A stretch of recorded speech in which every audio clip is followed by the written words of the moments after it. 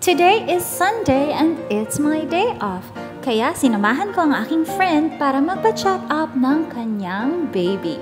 Ito yung hospital dito sa neighborhood namin. So makikita nyo naman, hindi siya ganun kalaki pero napakalinis at napakaganda niya. Very accommodating din ang lahat ng staff. Yun nga lang, minsan kailangan mong gumamit ng phone dahil hindi lahat ay marunong makipag-usap in English. 3 months pregnant na nga pala ang aking friend at marami-rami siyang kailangang i-test like urine, blood, ultrasound, and nakalimutan ko yung isa. Kasi diba sa atin, kapag magpapa-check up, ultrasound lang tapos na. At ito na nga, sinamahan ko ng aking friend para tignan sa ultrasound ang kanyang baby. Sabi nga pala ng doktor dito, in 3 months, pwede niya nang malaman kung anong gender ng baby niya. Nagtaka lang ako kasi diba sa atin sa Pilipinas, 5 months mo pa bago malaman kung ano ang gender ng baby mo. Meron din silang mga test na pwedeng i-conduct para malaman natin kung may diseases ba ang bata.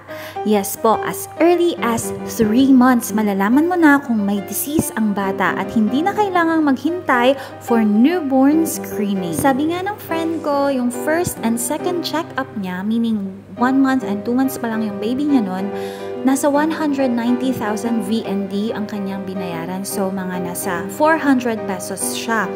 Ngayon, dahil marami-rami siyang test na ginawa, nasa 4 na test yun. So, ang binayaran niya ay 1.5 or 2 million. So, mga 4,000 pesos po siya. At ayan na nga, kitang-kita naman ang masaya kong friend at ang napakalikot kong inaanak.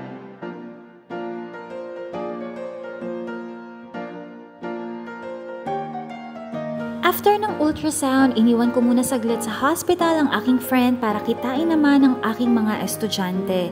Manlilibre nga sila ngayon dahil ito na ang last day ng course na tinake nila. Medyo masaya ako dahil sa libre nila pero malungkot din dahil isa sila sa mga paborito ko at ito na ang huling araw na makikita at makakasama ko sila. After namin kumain, sinundo ko na agad sa hospital ang aking friend dahil for sure gutom na siya.